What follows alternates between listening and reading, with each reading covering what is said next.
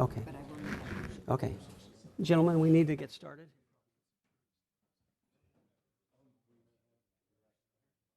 Gentlemen, we need to get started.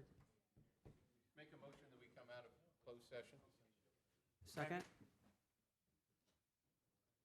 All in favor, say aye. Aye. Opposed? Okay, we're back in open session, and we'd like to begin a work session this evening.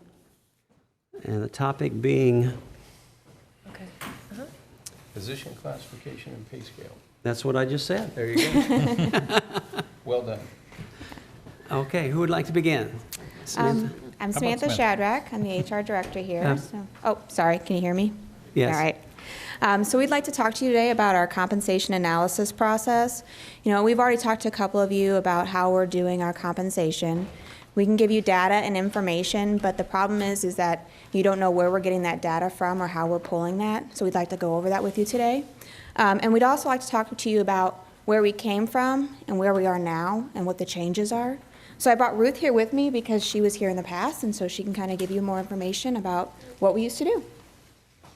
Thanks, Sam. I'm Ruth Rollins, the Assistant Director of Human Resources. And so I'm going to give you a little bit of background, and then I'll turn it back over to Sam, so feel free to ask questions as we go through. So first, we just wanted to explain that it's our goal. We're committed to ensuring that you have all the information concerning correct information about fair and equitable compensation practices and maintaining compensation goals as defined by the governing body. So a little bit of history about compensation reviews. So many of you were probably here when a lot of this was going on. I came in 2012, but a little bit of history. We did a county-wide classification study that was conducted by CBIZ in 2008. There were probably previous ones, but that was the most recent one until we did one in 2015. So in 2008, we worked with CBIZ in developing the pay structure that we had in place until we made some further changes. In 2012, Human Resources identified this growing salary compression issue, and we felt that we had to address that issue by recognizing and fixing the compression issue. So we, in 2013 and 14, addressed the compression of those employees who were deemed to be compressed in their jobs. 2015 is when we contracted with Evergreen Solutions to do a county-wide classification study. And then we implemented that study in 2016, where we brought pay ranges to the market, and we defined how we would do that.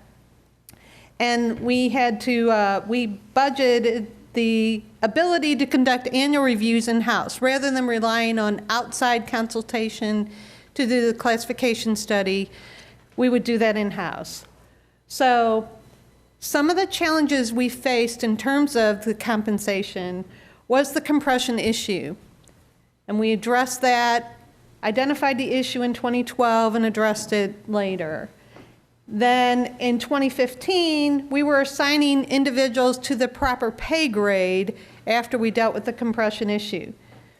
Now we're trying to maintain it once we got it right.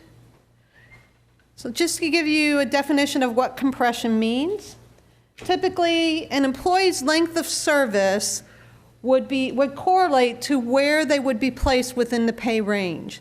So the longer the individual's here, the more highly compensated they should be. Salary compression is caused by employees not adequately progressing through the pay range over time, resulting in hiring new employees into the pay grades where longer-term individuals are making virtually the same and just a little bit more than a new hired individual. So in 2012, we identified approximately 60% of county employees were compressed in their pay range. In 2015, we did some pay grade adjustments because when we were doing the study, we were identifying that we weren't appropriately compensating individuals. At the time, we had 358 job classification titles, and they were all compressed into 19 pay grades.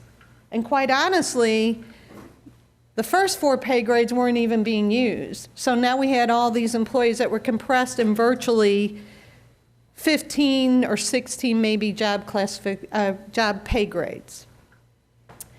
So Evergreen Solutions updated our job descriptions and placed them in a standardized format so that we're meeting the Americans with Disabilities Act and the Fair Labor Standards Act compliant format. Evergreen Solutions, if you recall, did a market-based study about what our peers do in terms of compensation for job classifications. So they solicited market data from 32 of our peer organizations, 15 of which provided usable data. Sometimes an organization provided data that wasn't relevant because even though the title might be the same, the duties were significantly different under that definition. So they also reviewed 89 benchmark job classifications, and based on the information provided, they slotted the remainder of those 358 job titles into pay grades based on the information they got back on the benchmark jobs. The market results showed that our pay range spread was behind the market in all of our pay bands. So we changed our pay grid accordingly. The recommendations from Evergreen Solutions as a result of the study was to adopt a new pay grid that had 31 pay grades instead of the 19, with pay range spreads equal to what our peer group had. So all the job classifications that had been in pay band A, instead of the range spread being 37.9%, were widened to be 40.9%. Pay band B moved from 45.8% to 48.1%.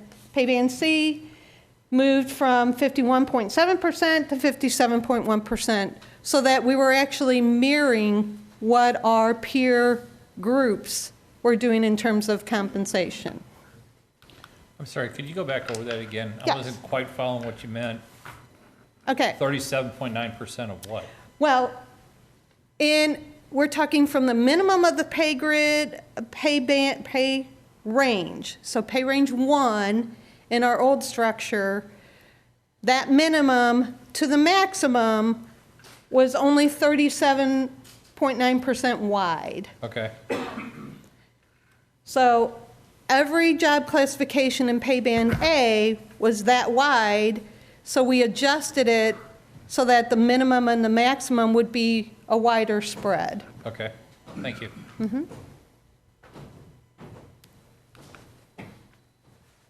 Additional recommendations from the study were that we moved 36 job classifications that were below the market to the next higher pay grade. Market, as we define it, is at the midpoint of the pay range. So based on the information we got, 36 job classifications had to be moved to the next higher pay range. Employees were moved into the new pay grid based on what's called the range penetration method. In other words, if they were in the old pay structure, 40% in the pay range, so they were 40% above the minimum, then we slotted them into the new pay grid at 40% above the minimum. Again, this progression through the pay grids is only on duration of their employment here. Correct. Okay, So we looked at somebody that's been here for 20 years, they should be pretty high up in the pay range, as opposed to someone that's only been here 5 years. And minimally performance. So when we do those merit raises, that's what I was getting, you saw where I was going. Okay. So in terms of moving forward, back in 2015 and when we were implementing the study, we went to the council and we adopted a new job review policy and methodology so that Human Resources could conduct an evaluation of new and updated position titles and do a comprehensive job review over a 3-year period of time. So in theory, every single position would be looked at least once every 3 years instead of waiting 6 or 7 or 8 years to do another countywide study. Annual changes that were done as a result of that review were addressed at budget time. So we took specific jobs and we reviewed them in 2017, and then any changes that we resulted from that, we went to the council at budget time and said, these are the pay changes to make for these classifications. So at the same time, we could conduct small-scale salary surveys as needed, particularly for those jobs that were difficult to fill. If we were having some challenges in filling positions, then we would do a market study to say, are we paying them properly? Is that an issue for us? And then adjust them into the pay structure appropriately based on those results. 2016 forward, we were doing more frequent reviews. For fiscal year 2016, there was a new position added within Human Resources that was specifically assigned to do these classification reviews on an annual basis. There was also a policy established to conduct the study of all classifications over a 3-year period of time. So there was a listing of each job classification that was going to be studied in that particular year. There was also a provision added in the policy that we could do a special review outside of the 3-year schedule if requested and necessary due to the need for a new classification. Maybe we were establishing a new position in a department, or we were having challenges in filling positions. So here's some examples of those types of special reviews. In 2016, we were looking at highway lead operators, correction services coordinator, and parks historian. Those were positions that were identified. They were not on the list to be looked at in that particular year, but those were positions that we were asked to study and come up with appropriate title and pay. 2017, we reviewed the facilities director. We established the workforce program manager because the assistant director was retiring and they wanted to fill that job with a lower classification and split it up. We had the assistant director of facilities and then the supervisor of facility support. 2018, we looked at the IS engineers / architects. In 2019, we were looking at nurses, the HVAC positions, the electrician, and the IS director. So those are special reviews. Did you have a question? Yes, I have a question. If under the current pay grade for a particular job or applicant, if you're not, for instance, getting applicants at the minimum or mid-range, okay, are you free to hire at the maximum range if you have to for a particular classification?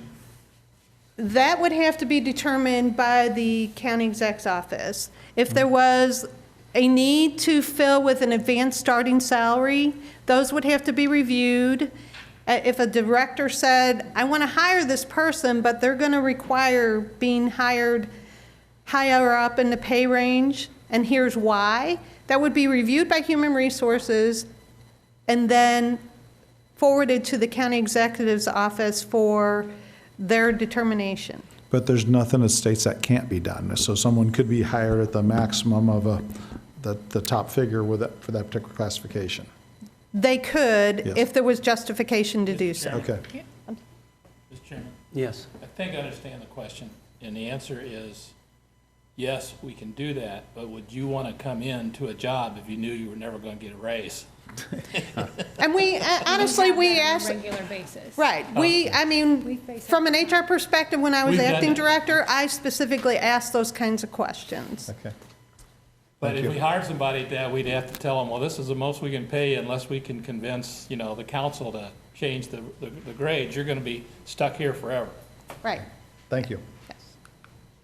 Okay, so between 2016 and 2018, the review process was we would compare positions to other jurisdictions that were similar to us, other local city, county governments in Missouri, Illinois, and Kansas, so that we would be comparing how we pay to those organizations.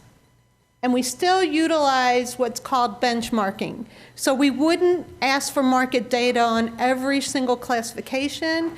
We would identify particular job classifications that we call benchmarks, and then based on that market data, we would slot the other positions accordingly.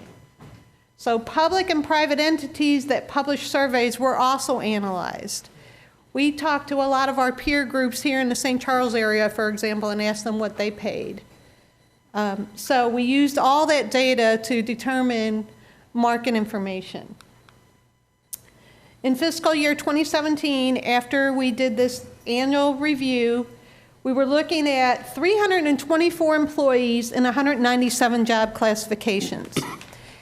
This group was primarily clerical administrative support individuals.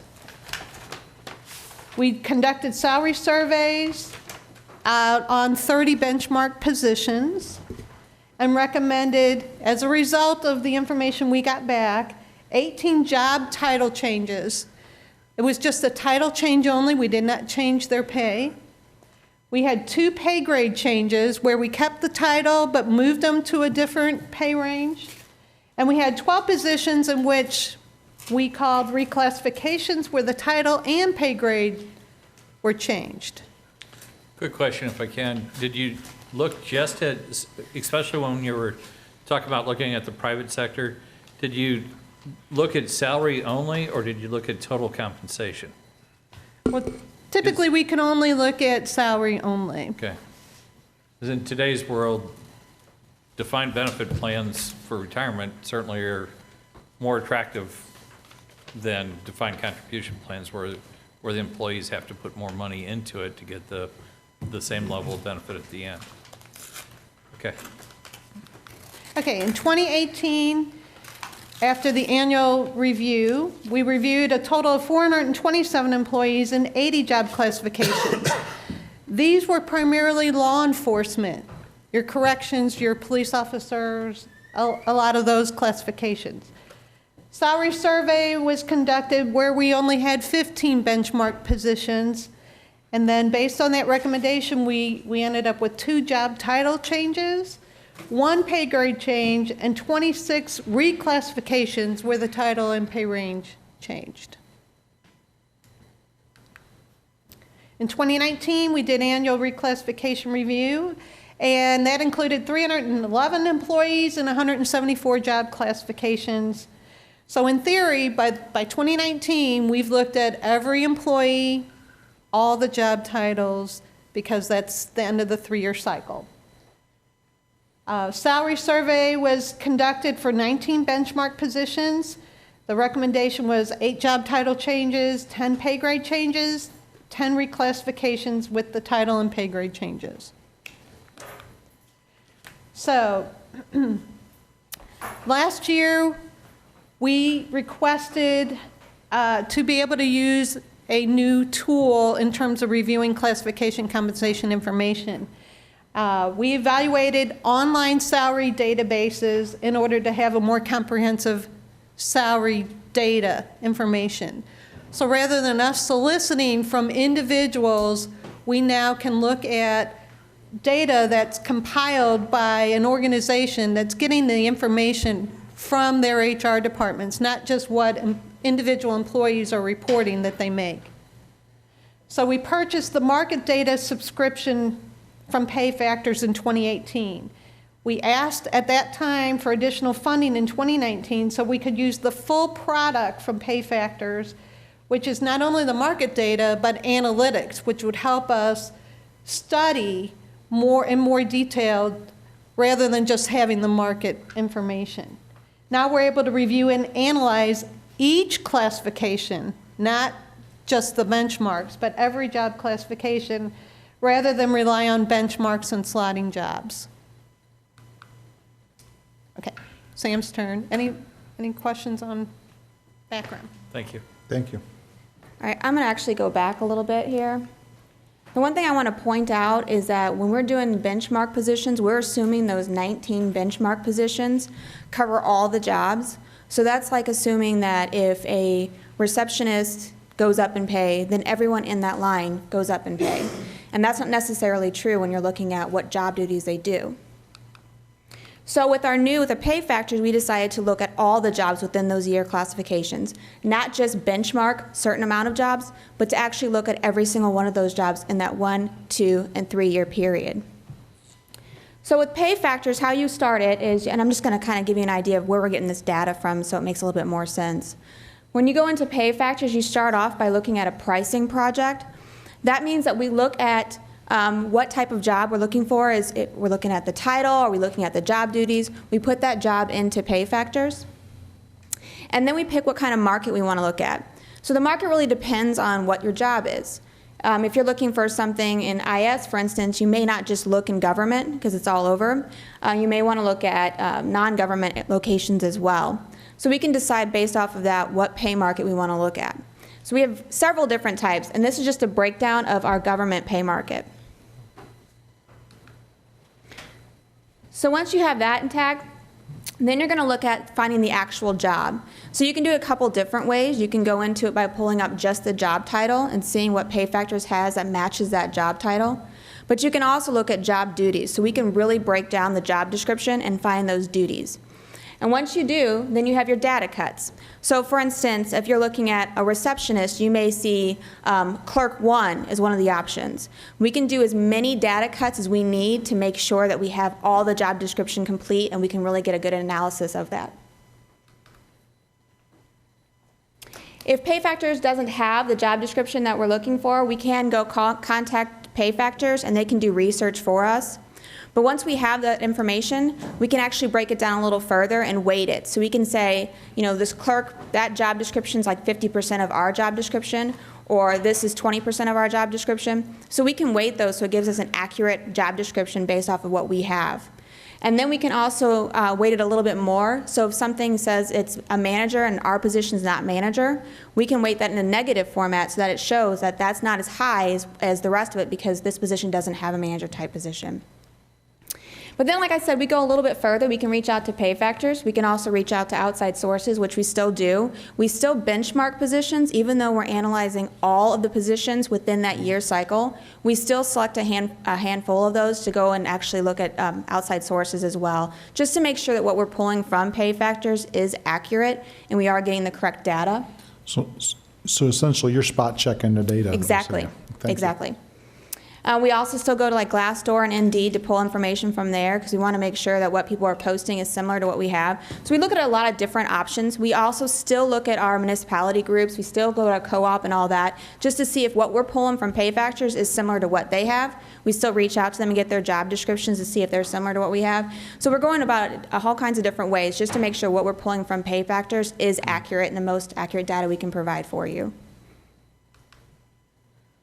So our goal here is to make sure that we don't have the issues that Ruth was talking about. With the 2013 compression of $2.2 million cost, or the 2014 compression of 2.4, what we want to do is make it smaller and make sure that we're doing it on a yearly basis so we don't have these issues moving forward.